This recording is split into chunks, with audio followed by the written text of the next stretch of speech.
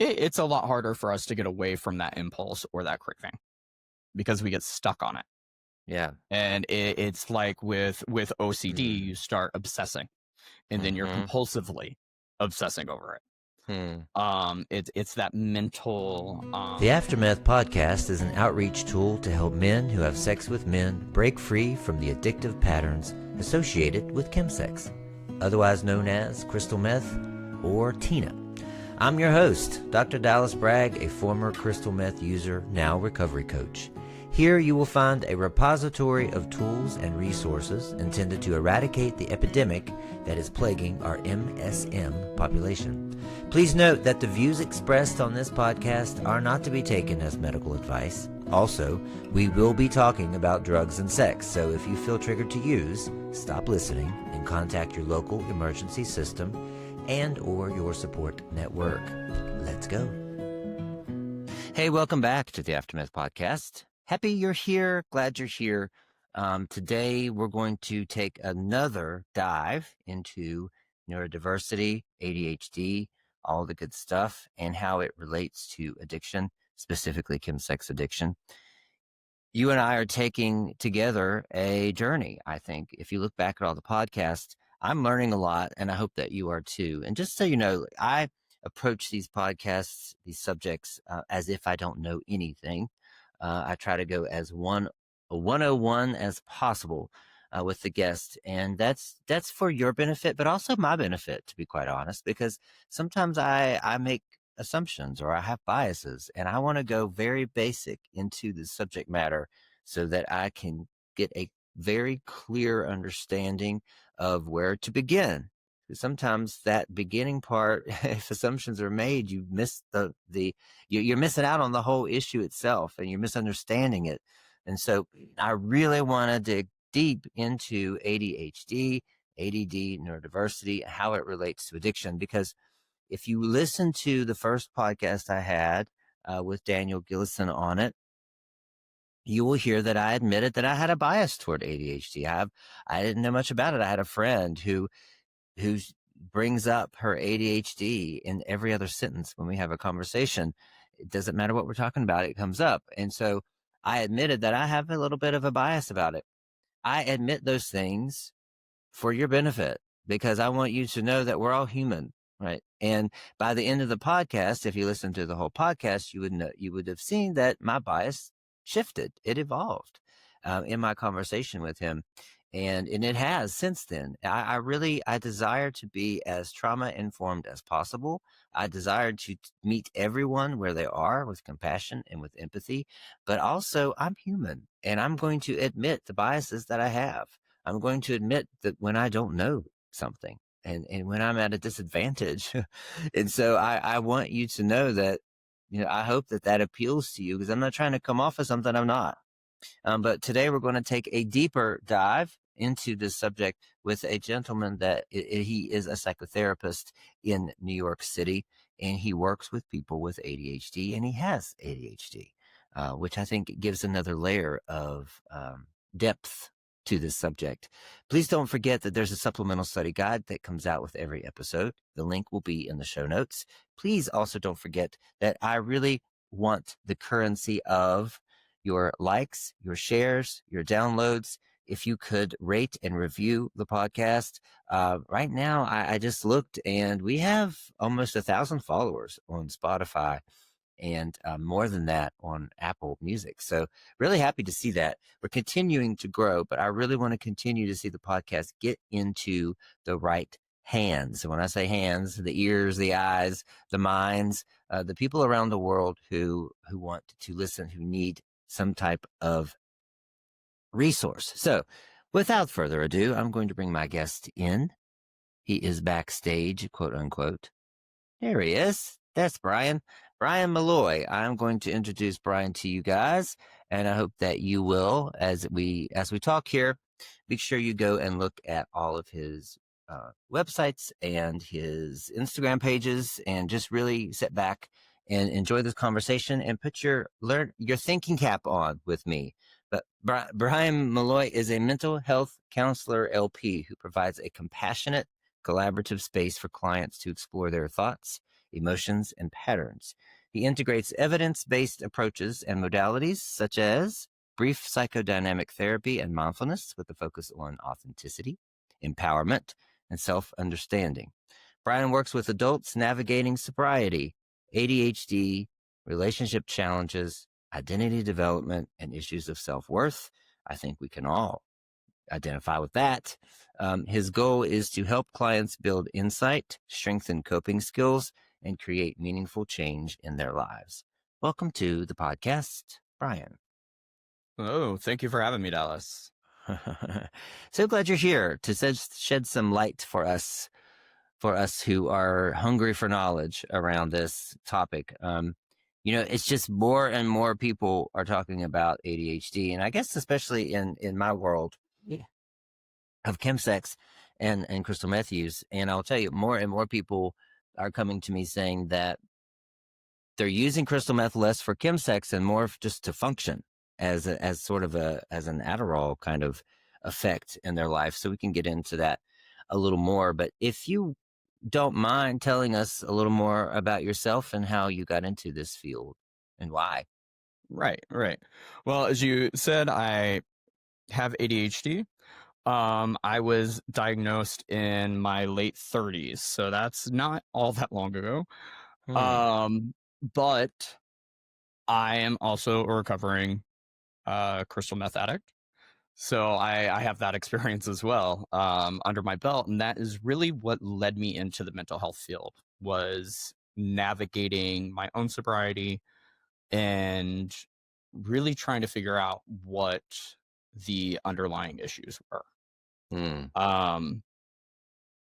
So, addiction is a huge part of my story. It's a genetic factor that I kind of have lived with my entire life. My father was also a recovering addict. When he passed away, he had, I think, 14 or 15 years sober. His main drug of choice is the same as mine. So, it's in me. Then you look at ADHD. Also, it's very genetic. It has been found that it runs in families. So that is when I started looking at career changes, coming out as a classical singer, actor, working in nightlife, doing everything and anything that would keep me occupied when I wasn't using. I would be, doing what I could. It was like, what can I do? What can I do to help? And mental health was where that took me. How do I help other people who are struggling with these things, and how do they how can I help other people understand this?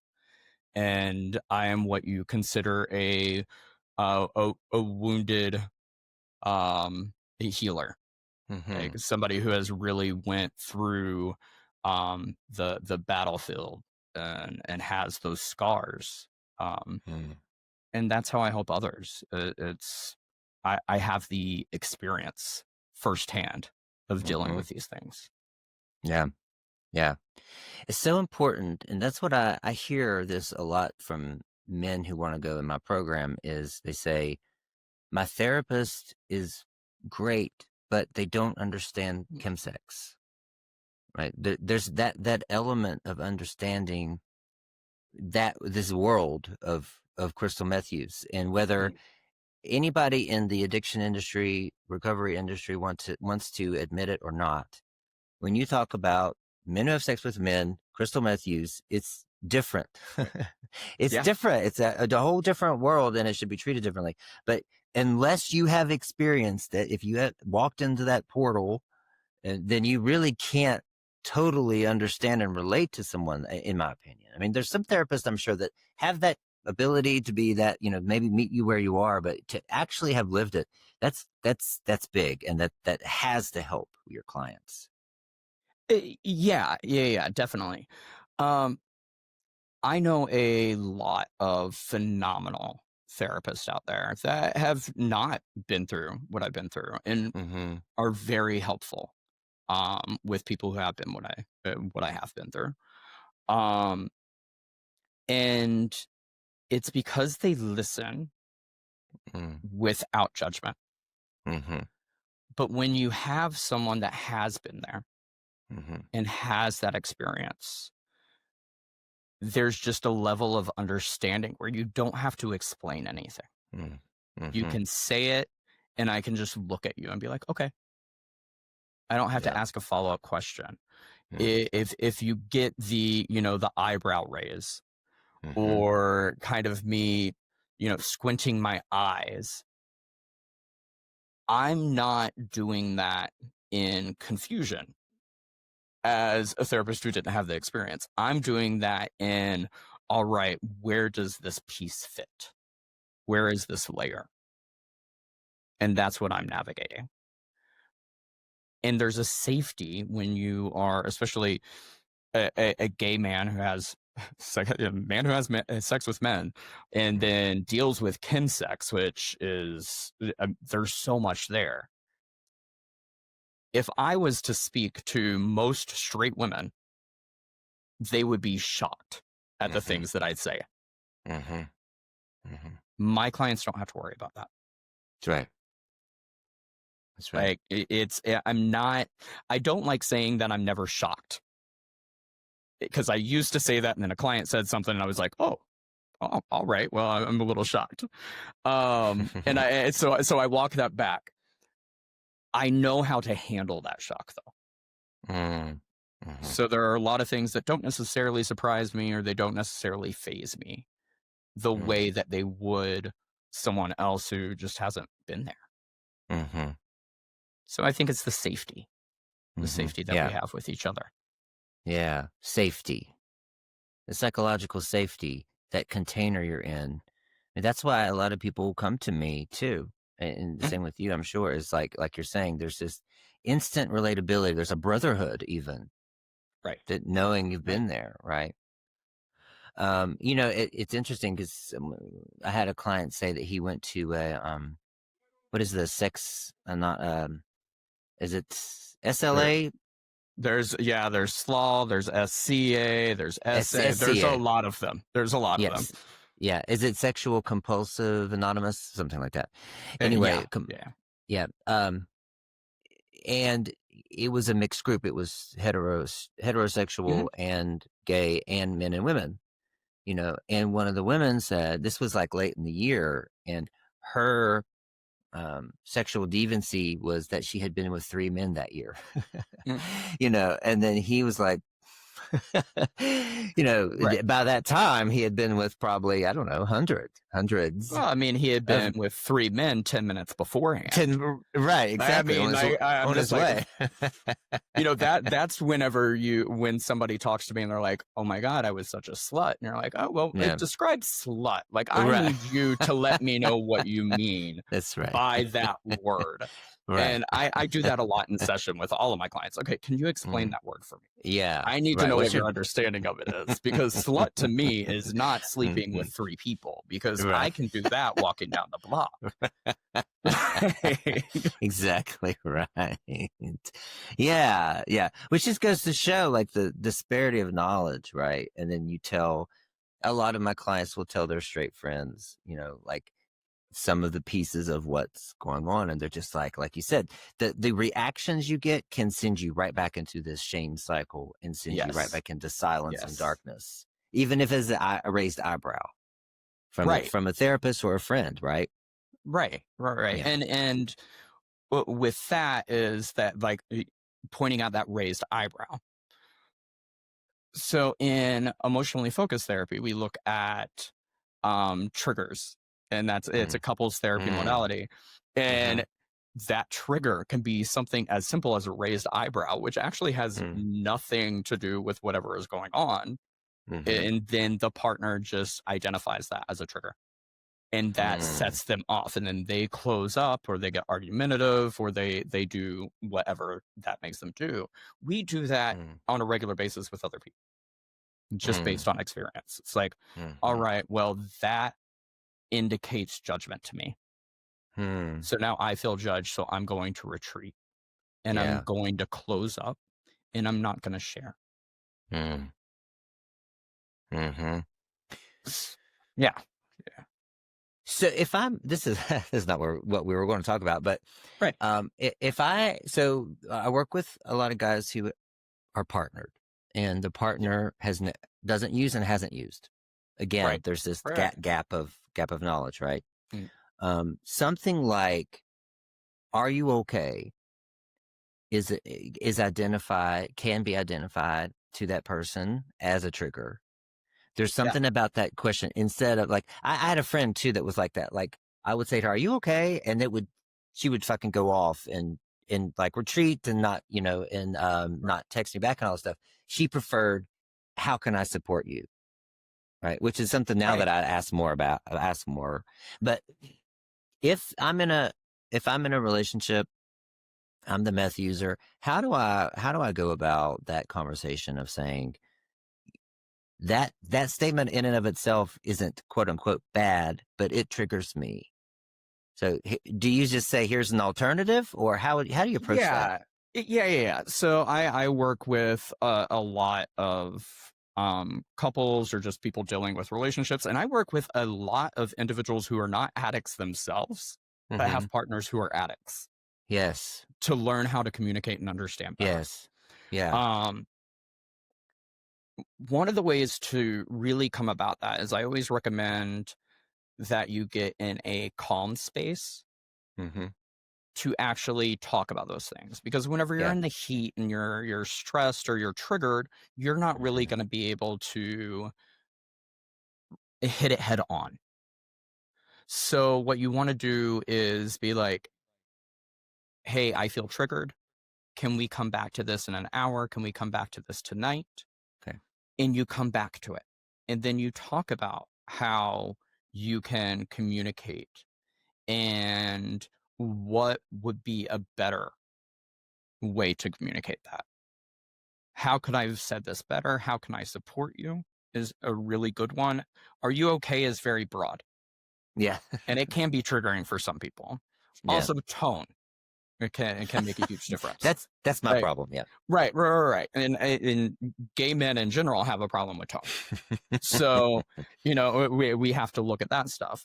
I also recommend to couples to set up a check-in time Yeah. regularly, whether it's weekly or every other week, so that when difficult conversations come up and need to be addressed, it's so normalized by time that comes up that you don't have it doesn't have as strong of an impact for you to kind of retreat Mm-hmm. or to be combative, Mm-hmm. because you're already checking in weekly. Right. Yeah. So whenever Yeah. you're normalizing that, you start to normalize those conversations, and then you can actually show up for each other a lot better. Good. I like that, because that's the advice I gave my client. I was like, yeah, again, not a therapist, but I was like, "Well, why don't you two have a designated time to check in on Right. how the recovery is going every week? Right. Save that until then," or something like that. But yeah, I like that. Get in a calm space, have a check-in time. "Hey, I felt triggered by that phrase or word or Mhm. expression. Here's an alternative that I would prefer if you would consider using it. Are Right. you available to use this?" or something like that, right? Right. And you both have to be open to that communication. Yeah. Look, Yeah. couples cannot work on things if one person is working on things. Yeah. That's good. That's going to, complete the relationship is just done until both people come at it and can actually work on Mm-hmm. things. Mm-hmm. Well, I would like to have a whole other podcast with you about Yeah, we can couples. definitely do that sometime. We can come back to ADHD for now. Yeah, because the part of the partnership, the gentleman of the partnership who isn't the addict, really doesn't have a lot of resources. I mean, there's Right. Al-Anon, but where's the support, Right. especially when their partner is in chemsex, in a chemsex addiction? Right. Where is the support for this guy? You know? Right. Right. It's Yeah. and Al-Anon is really kind of there is Yeah. another program out there for I think adult children of Yeah. I can't remember the complete Mm-hmm. acronym, but that's Mm-hmm. more for people who grew up with addicts, not people Mm-hmm. who are in relationships with addicts. That's right. So it is a That's very right. different thing. Mm-hmm. It's Yeah. a very Yeah. Yeah. different Yeah. Okay. So, Brian, can you tell us? I like to go, like I said in the intro, I like to go 101 and talk to me like a 2-year-old. thing. Right. Okay. But what is neurodiversity? If I say, if somebody says I'm neurodivergent, what does that mean? Okay. So neurodivergence, I mean, it's all in the word neurodivergence. Someone whose brain diverges from what is considered typical, what is normal. Um, that can be a little convoluted depending on who you talk to. Yeah. So if we look at it very strictly as someone whose brain is built differently, the Mm-hmm. structure is different. We're Mm-hmm. looking at primarily um, developmental and learning differences. So, you have obviously ADHD and autism spectrum disorder, and these are Mm-hmm. both disorders that are really on a spectrum. There's different levels, there's different types.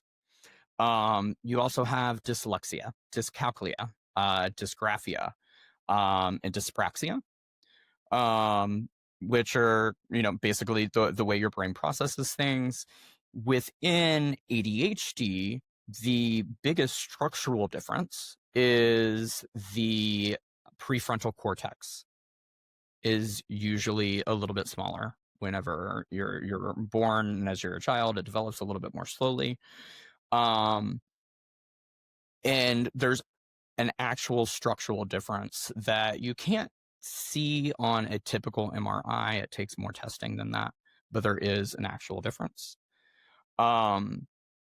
But then you have also the cognitive disorders that can be considered part of neurodivergence.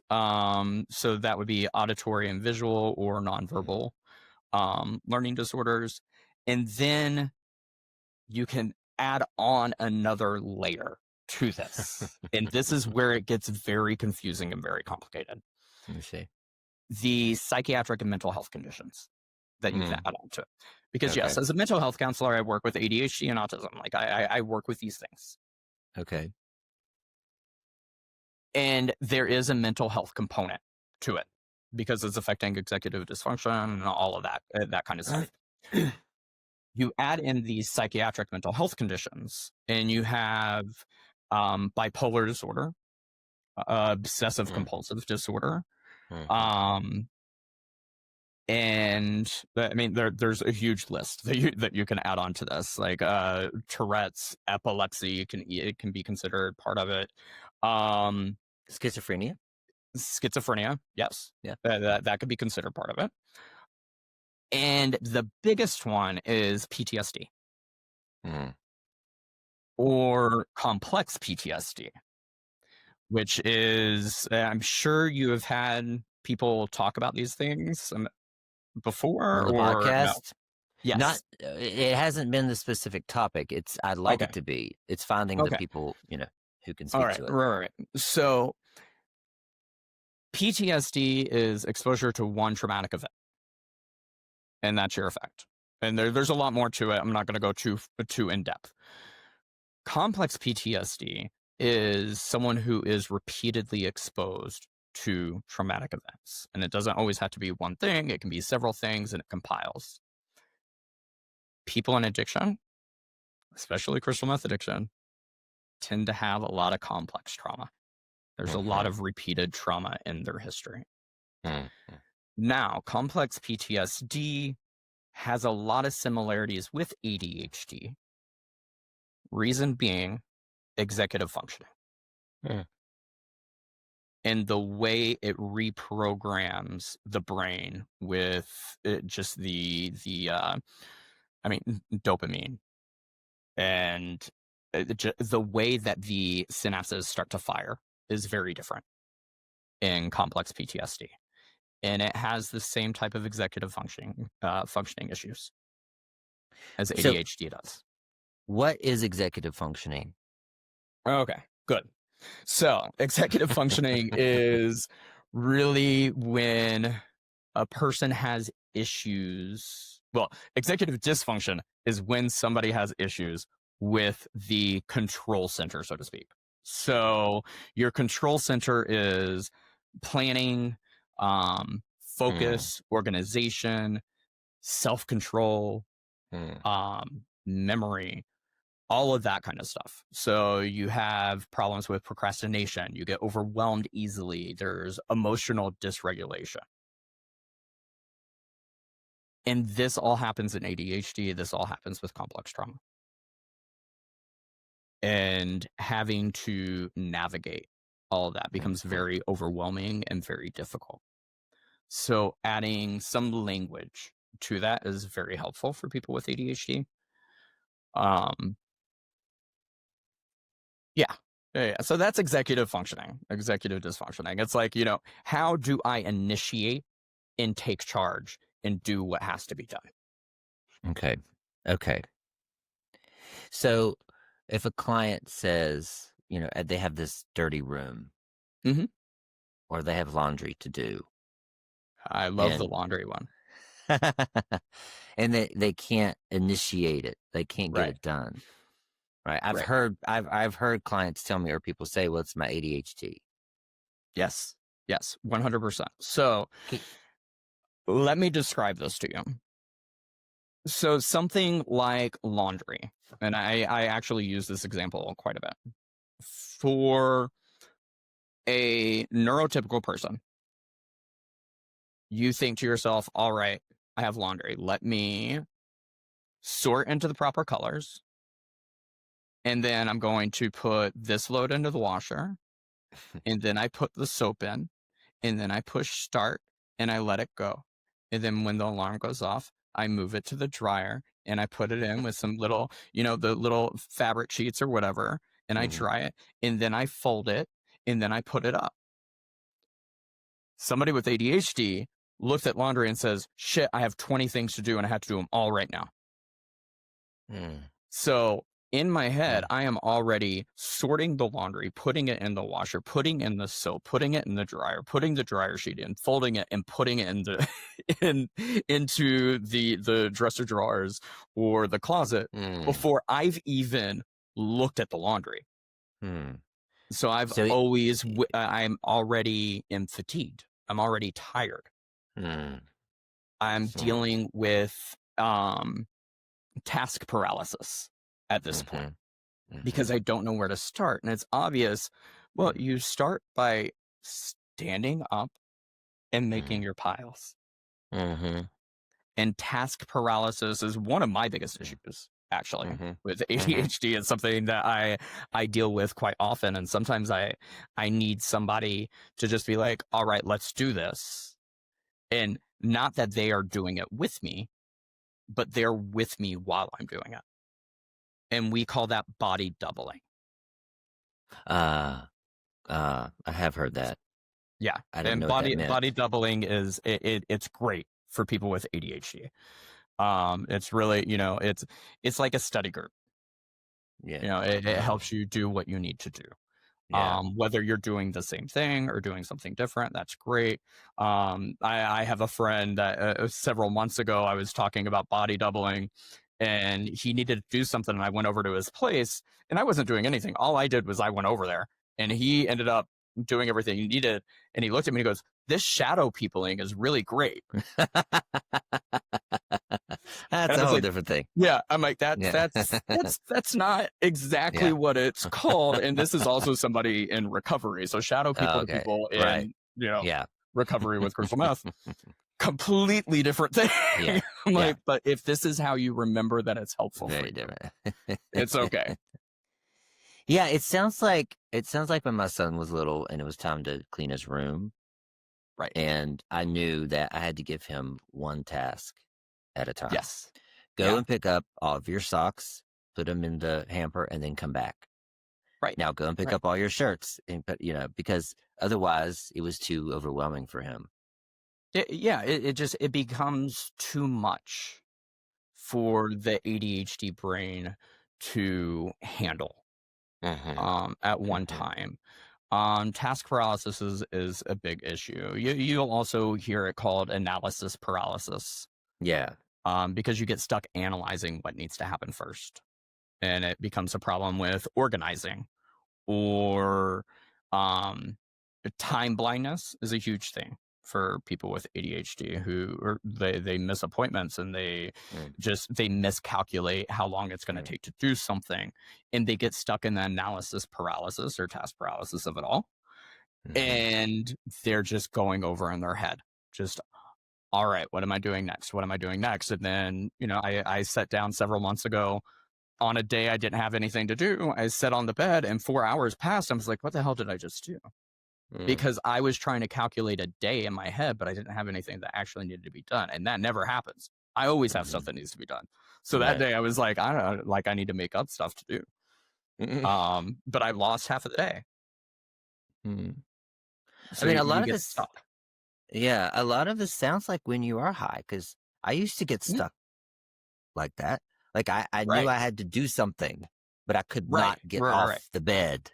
Right. Right. And of Right. course the night goes, the sun's coming up and you're like, what happened? Right. The And time goes past I now. never thought about it like that, actually. But that's exactly how it feels. is Mm, is when you have been using and you just get stuck in doing whatever and you lose time. And yeah. that is actually what happens with time blindness. Is That's exactly how Yeah. it feels. Interesting. And yeah, yeah, that is actually an interesting comparison. Hmm. I mean, I used to call it getting stuck all the time. I'm stuck. I'm Yeah, stuck. Right. yeah, um, yeah.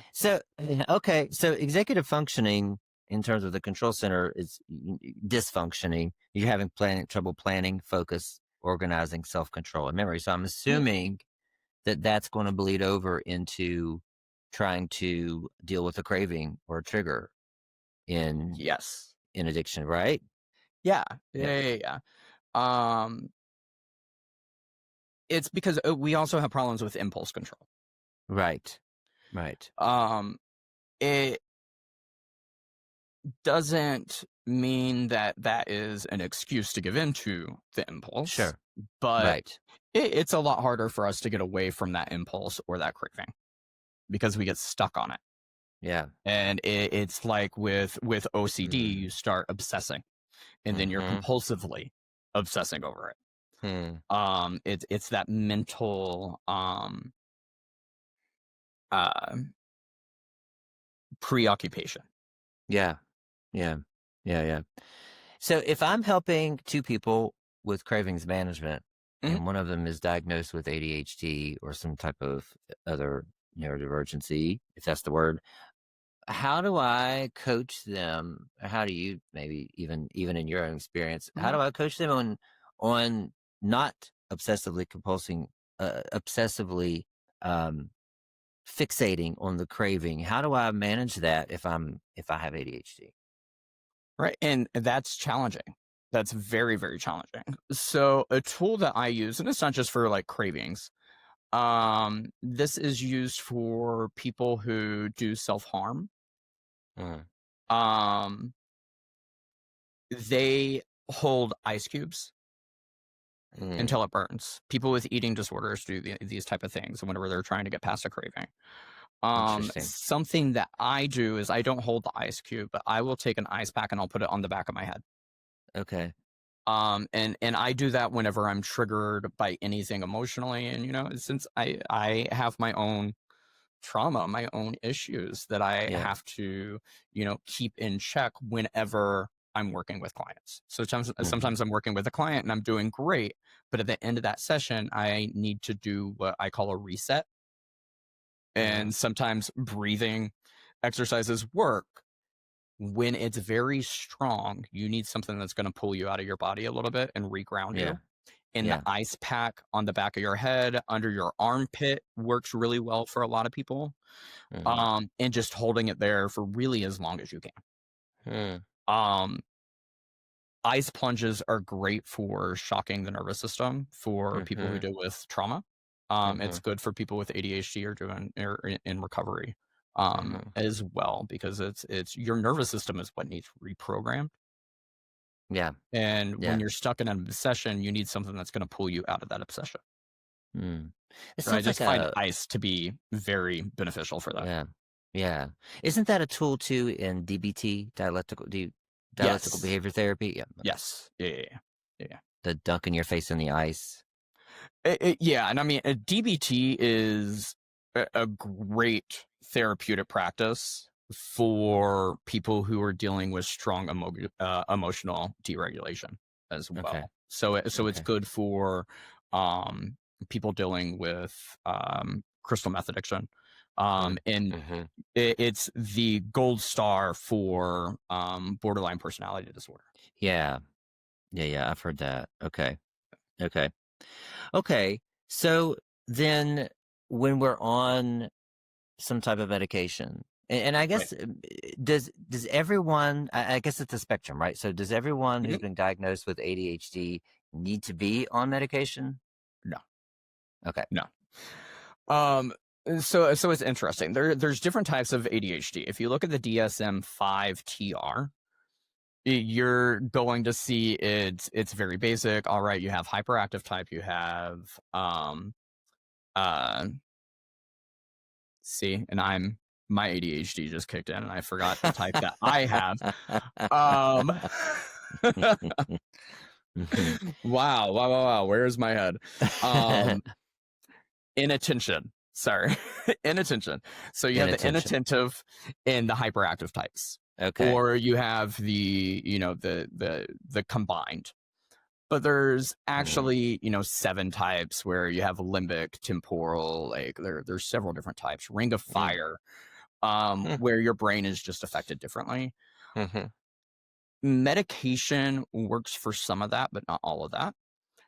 Everyone's brain chemistry is very different. And that's the reason, like, psychiatry is not an exact science Mm-hmm. when dealing with ADHD or depression or anxiety or anything. A medication that works amazing for one person may not work at all for another. Mm-hmm. Also, how does it make you feel? Is it making you feel sluggish? Is it making you feel amped up? Are you experiencing a crash in the middle of the day after taking it? Yeah. Um, so medication isn't right for everybody. Mm-hmm. And, I kind of push that as, if it's needed, if it's something you want to explore, find a psychiatrist that is going to be by your side while you're doing it. I don't recommend going to the primary care practitioner or, a family doctor or something like that. It's, yeah, they can give you the medication, but from my experience talking to clients that have gotten their medication from doctors like that, they don't sit there and go through all of the navigation of what it's like to be on the medication and how it works. I see. Most psychiatrists, hopefully, if they're worth their weight in gold, they're going to listen to you and not just hand you a medication that you shouldn't be taking. Mm-hmm. Because especially Adderall, which is the most common, there is one difference between Adderall and methamphetamine, Right. Yeah. and it's just the added methyl. It's Right. like you look at the compound and you see one little thing pointing off of the Adderall, and it makes it meth. So they're very, very similar. So you don't want to put that into your system, for absolutely no reason. Now, if you're not Mm-hmm. dealing with meth addiction, maybe it's something you can look at and deal with. The way that um, Adderall affects a meth addict is also a little bit different. Just because meth is stronger than Adderall. So that's what we're used to. Yeah. So then Yeah. you go into Adderall, you're like, well, why isn't this working the way that the meth did? Well, the meth is stronger, Mm-hmm. but the Adderall can still be dangerous. Yeah. Okay. Okay. And back to you were saying earlier, so complex PTSD Mhm. is much like is similar to ADHD. Right. It has similarities. I wouldn't say it's similar to, because the It has causes are similar. completely different. Yeah, yeah, The yeah. So causes are different. Okay. So completely different for cause. Yeah, yeah, yeah. yeah. So when I So say similar, I mean the executive functioning okay. issues are where the Okay. similarities are. And you were talking about how it they're similar in terms of how it reprograms the brain, Yes. right? Yes. Can you talk a little more about that? Yeah, yeah, yeah, yeah, I will a little bit. So I'm not a neuroscientist. So Sure. just my Yeah. terminology and everything could be Yeah. completely wrong for all I know. No, so complex trauma will reprogram the way the synapses in your brain fire. Okay. The compounds, the dopamine, all of the good things that should be working in the brain to make you Mm. function and go about your day-to-day life Okay. start to misfire, Okay. and that starts to reprogram the brain um on a chemical level, Okay. and a physical level as well, although it's not really measured. Hmm. Um so i- that's where the similarities are, is it starts to the damage in the brain occurs, and it reprograms the body Okay. and the way you feel things. Gotcha. So trauma lives in the brain, it lives in the body. Yeah. And we don't always think about that. There's some great books and research out there on complex trauma. Hmm. Hmm. Would you suggest the body keeps the score? I Heavily think The down. Body Keeps the Score is a fantastic book. Um, I suggest Trauma and Recovery by Judith Herman as well. Okay. Okay. That was the precursor to Body Keeps the Score. Ah. I feel like the first half of Trauma and Recovery is a stronger, a stronger writing than the Okay. first half of Body Keeps the Score, and then vice versa. Okay. The Gotcha. second half of Body Keeps the Score is a little stronger than Trauma and Recovery. It fills in some of the gaps. So, Yeah. but they built it built on that research. Yeah. Yeah. Yeah.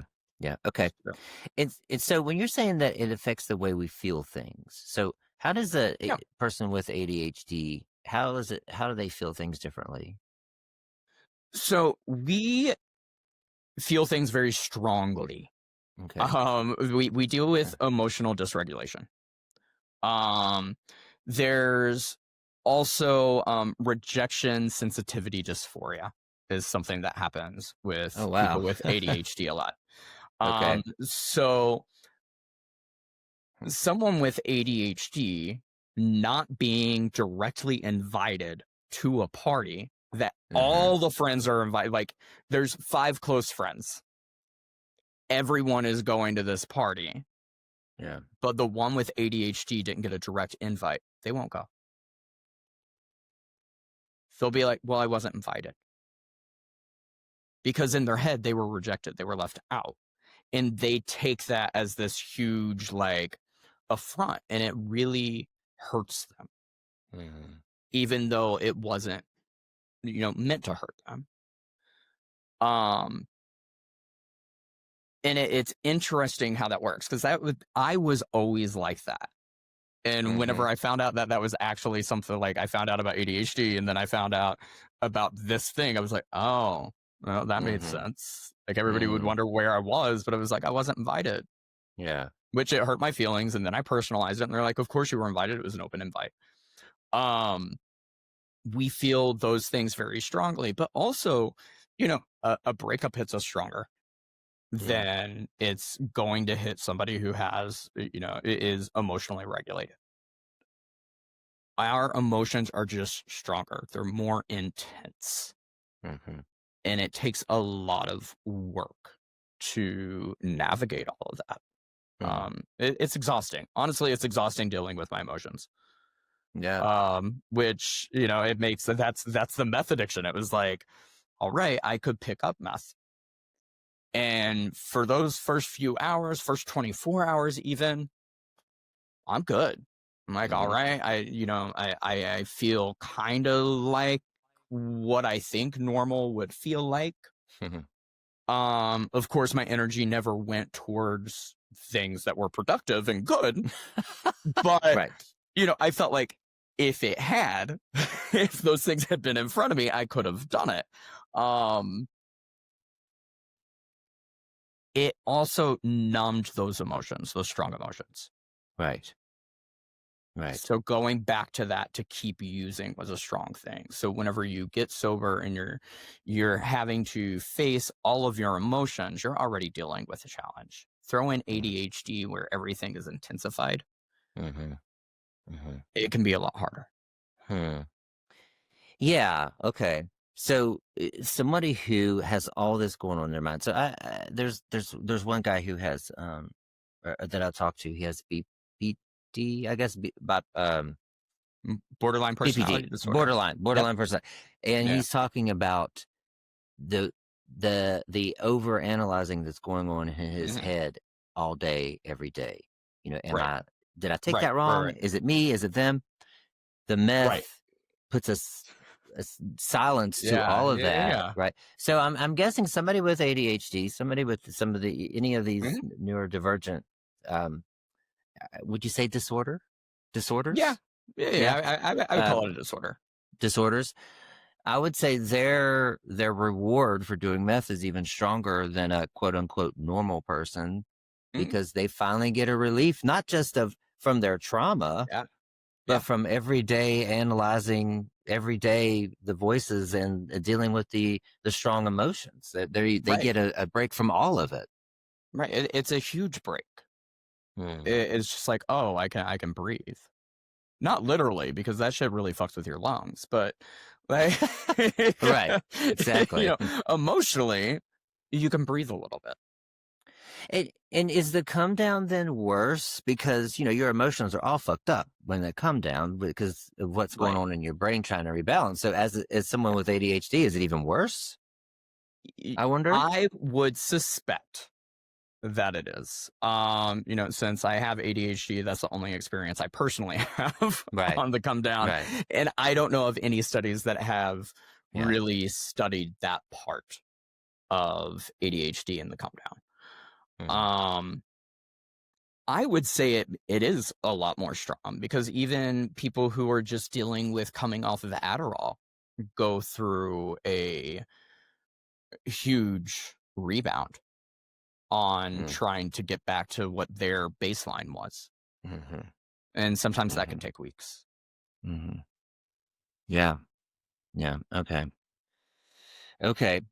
What else would you, in your experience, I guess, what else sets apart the experience of someone with ADHD and when they're dealing with an addiction? What do you think is unique, or is that a question? Is that a good question? When I'm thinking about the normal things like, okay, cravings, triggers, the other thing that, okay, here's a question. We're talking about planning, focus, organizing, right? So in my program, I really focus on systemizing in terms of, if you have a weekend coming up where you don't have any plans and you're going to be alone, I want you to create a detailed calendar of the whole weekend. Where am I going to be? What am I doing? Who am I going to be with? What am I checking in? If I'm asking someone with ADHD to do that, is that going to short circuit them? I mean, that's a Quite lot to possibly. plan. that is a lot to plan. But it's something that I recommend to people in recovery as well. Oh, you do? Like you have a weekend where you are free. Yeah. You better plan out every freaking moment if you're struggling. That's right. That's right. You do not want a moment of downtime. Yeah. Yep. So it's good to, when you make that recommendation, make suggestions as well. So it's like, you know, all right, maybe go to a movie from this time to this time, and then meet a friend for dinner from this time to this time. Throw some ideas out and that could help them navigate. When I talk to people, I'm like, look, if you need ideas, reach out. Shoot me an email. I'll try to get back to you as soon as possible. There's no guarantee I'm going to get back to you in the time period that you need me to, but I'm going to do the best that I can. And just having that person say, hey, I got you, adds a little comfort to the person with ADHD. Is it like what? Is it like a body doubling, kind of? Oh, yeah. I mean, ish. It's I guess. So it's really just. So I have an example of, like, for memory. I have a terrible memory. I forget shit all the time. When I look at somebody and say, "Hey, can you remind me of this?" If they say, yeah, I'll try to remember and let you know, I'm like, good. I'm more likely to remember it. Because I just had somebody support me. I have that comfort of support. So whenever you're like, well, plan out your schedule, like, do that, reach out to me if you need me. They're like, oh, I have their support. So they're more likely to go ahead and do it and not actually need to reach out to you. Then if they do reach out to you, it's not a big deal. You're still able to give that support. Now, if I tell somebody, hey, could you remind me of this? Why can't you remember it? I suddenly feel shame and I will 100% forget. Okay. Interesting. So, sometimes it's just adding a little support. And I think that's very important for couples and friends to really know whenever you're dealing with somebody with ADHD. That sometimes it's about the support.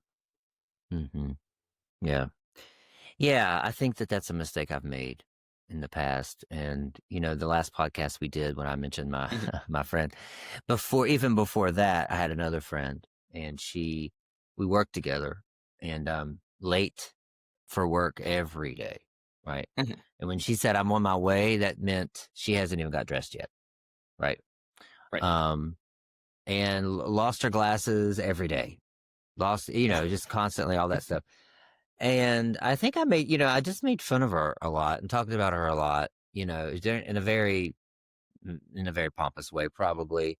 But it was irritating to me, right? And I probably, for me, making comments like that probably made it so much worse, right? Because she's feeling this shame and this guilt and this pressure to remember, and she's probably making her forget more.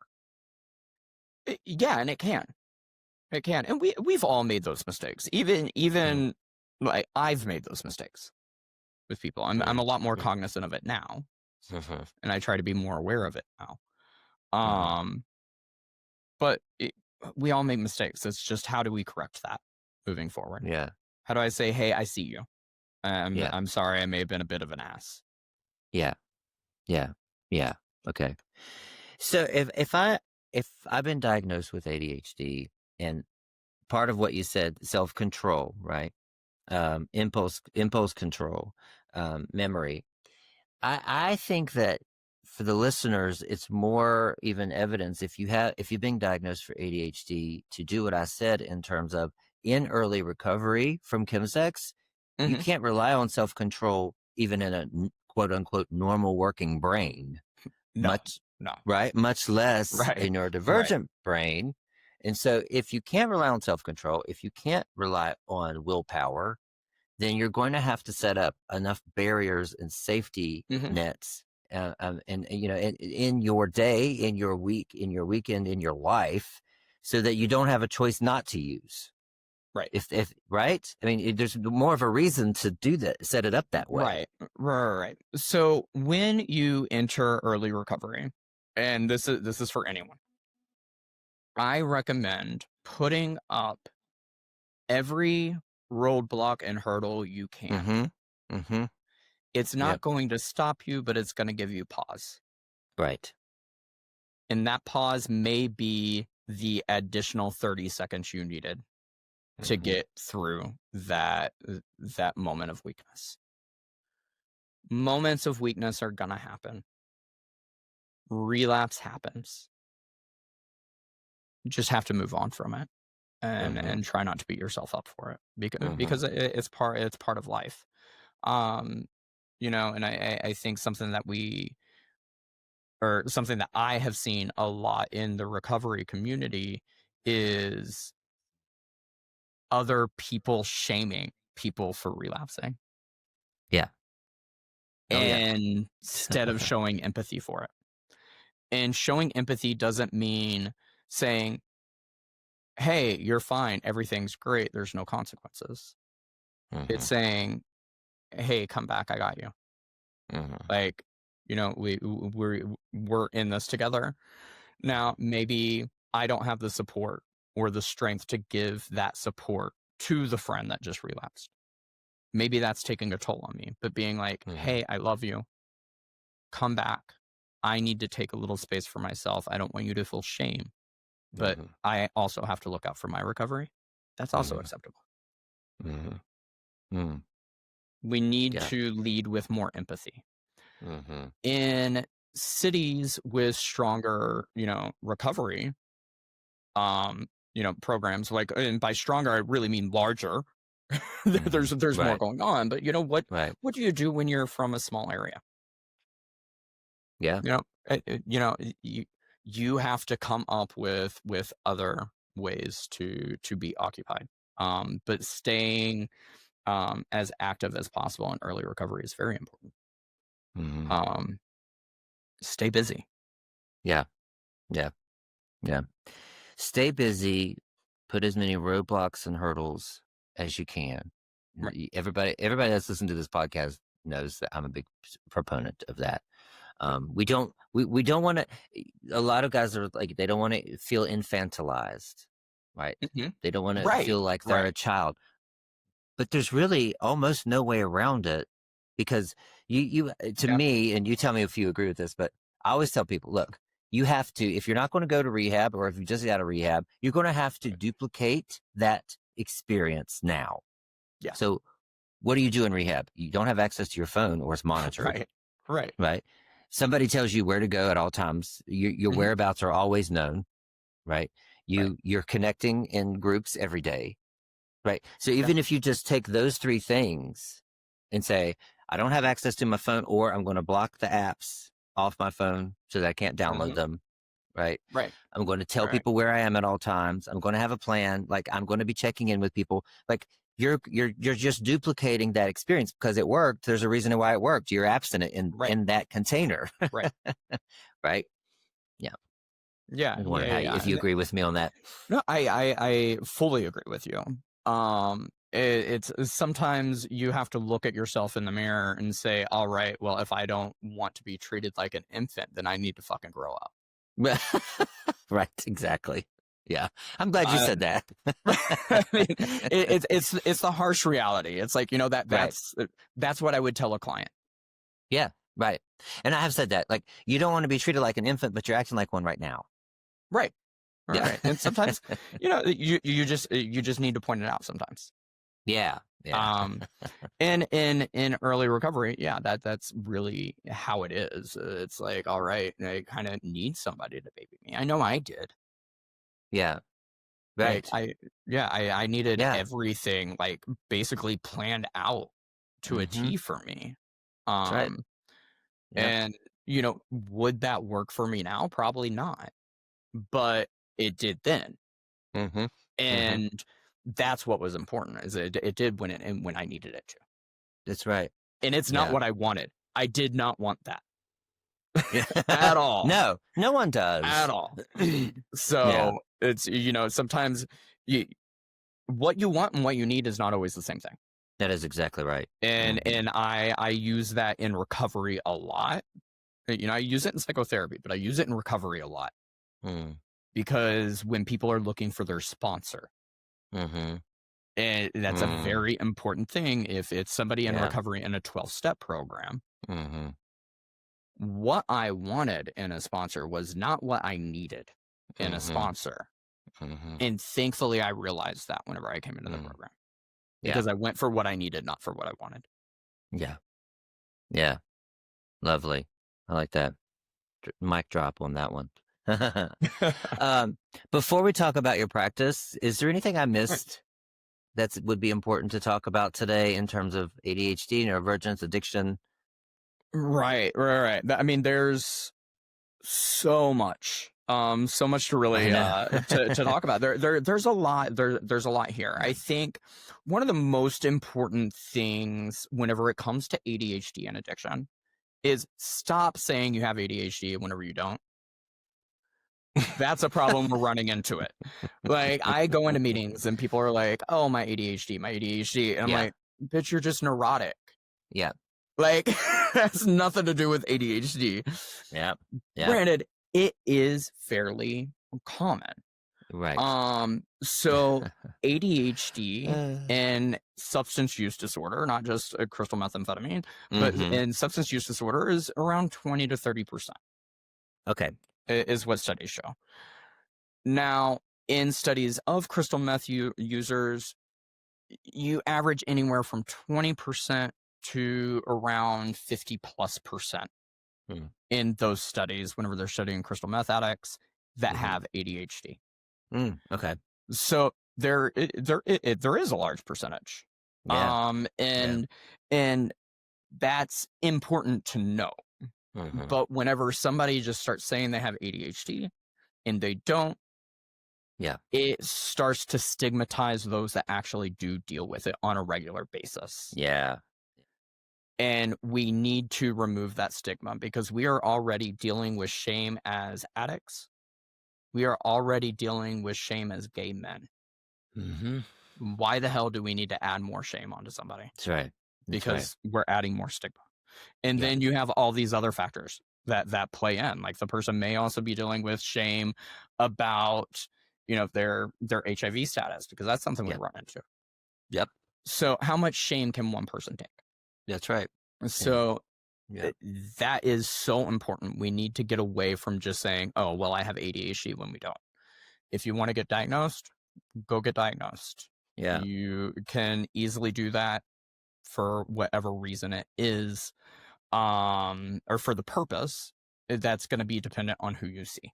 So if you see a psychiatrist, that's probably going to be the most thorough assessment that somebody will receive for ADHD, and that's to get medication and medication management. You're going to have to see a psychiatrist for that evaluation. Yeah. Every state in the United States is different on who can diagnose.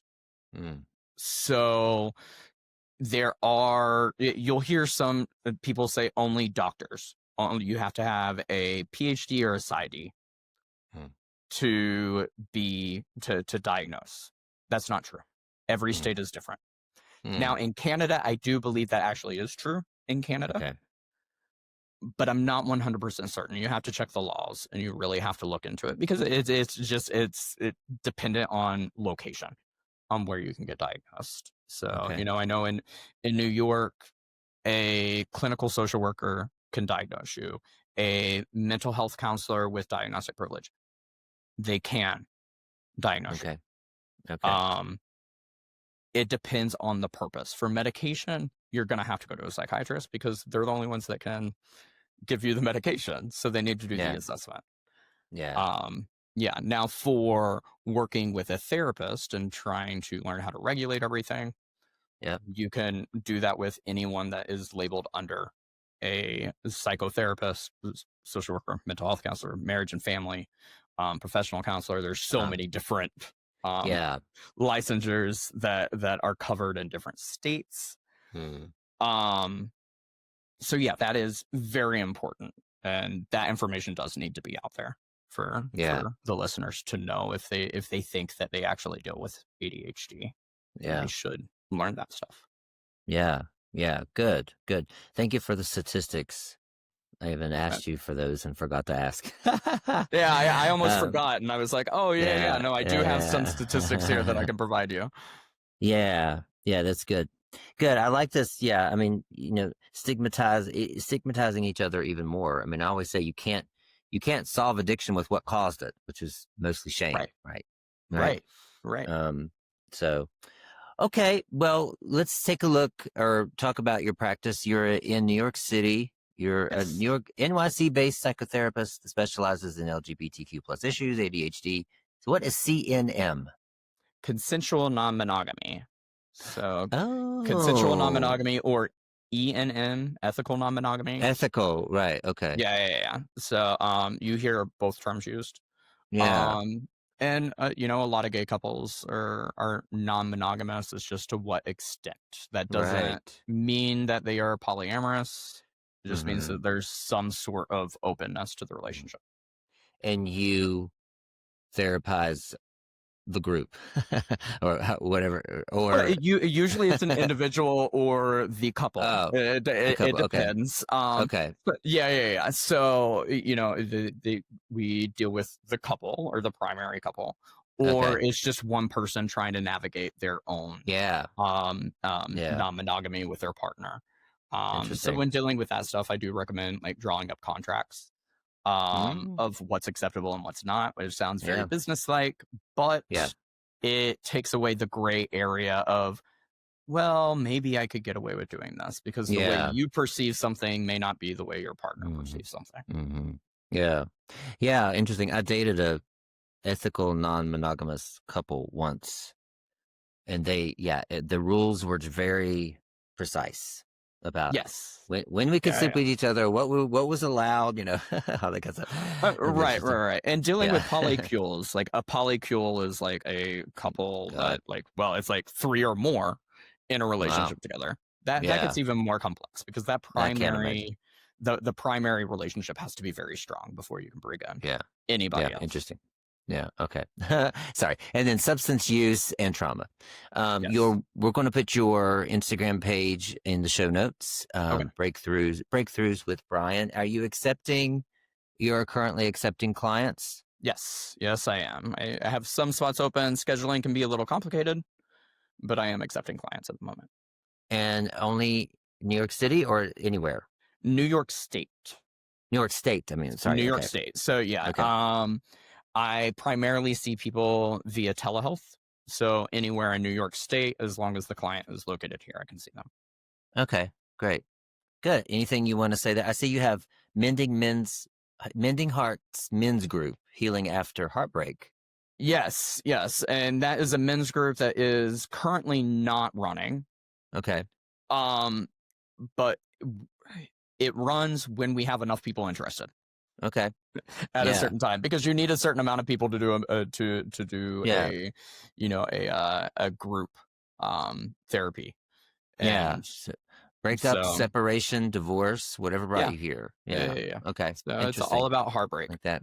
So. Yeah. Interesting. Yeah. Wow. This was even though it was a deep dive, I still, like you said, I think we just hit the next little level today. Barely skimmed the surface. There's so much on this that we could talk about. So. Yeah. But I think for those of us, the rest of us or whatever, I mean, some of what you said, I'm thinking to myself, oh wow, maybe I have ADHD because this right. The rejection, dysphoria. Well, because it exists in other conditions as well, or other conditions. It exists in people in general. But it's, like people with borderline personality disorder or bipolar disorder also deal with that. So it's not everything that I mentioned only happens in ADHD. It happens in other things as well. So there are so many factors. And that's the reason an assessment or a proper evaluation is important. That clinical interview with somebody that knows what they're talking about and what they're looking for. Can sit there and be like, all right, well, all of this sounds like ADHD, but these sound like other things. Yeah. Because there's a lot of misdiagnosis out there. And ADHD gets overlooked a lot for depression or anxiety, bipolar disorder. Like these are things that need to be ruled out whenever you're looking at it. But then there's comorbidity, and comorbid means that it's more than one condition, more than one disorder. So it's like a lot of people with ADHD also have an anxiety disorder. That's 25 to 50% of people with ADHD have anxiety. There is depression is anywhere from 18 to 53% for ADHD and depression to become morbid. A lot of these things coexist. Not always, but often they do. And then it's also what happened first. Like, are they like, is this person with ADHD actually dealing with all of this because of struggles of ADHD? A lot of times, A lot of times that anxiety is just amplified. Wow. A lot there. But I think if anything, this podcast, can help us be more, like I said, sensitive, more trauma informed when we're talking to somebody who says, I have been diagnosed. Because you've made it clear that somebody who self-diagnoses is different. If you've been diagnosed with ADHD, kind of, how to think about how to approach them and how to support them. And so I think if anything that comes with that, but also if I have ADHD and I'm in recovery, if I'm trying to stop using, there's a different approach that I might have to take. Right. And so I think this is valuable information. Right. Yeah. So there are differences in the way you may need to approach recovery. And we have enough trauma. Being in recovery, we have enough trauma. We do not need to add additional bullshit into people's lives, especially for people who just want to throw more stigma. Let's be more compassionate and empathetic to each other. Because the queer community stigmatizes each other enough.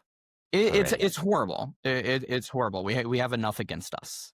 That's right. Like let's love each other as much as we can. Yeah. Thank you, Brian, very much. Thank you. I appreciate this a lot. Thank you for taking your time today. And guys, I hope you enjoy the conversation. If you want to join in, you can comment on Spotify. You can comment on YouTube. You can contact Brian directly or me. And we'd love to join in discussion about this. I know this is going to be a hot topic. The other podcast we did on this topic was really popular. So this one is going to be even more so. So thank you guys. We'll see you next week.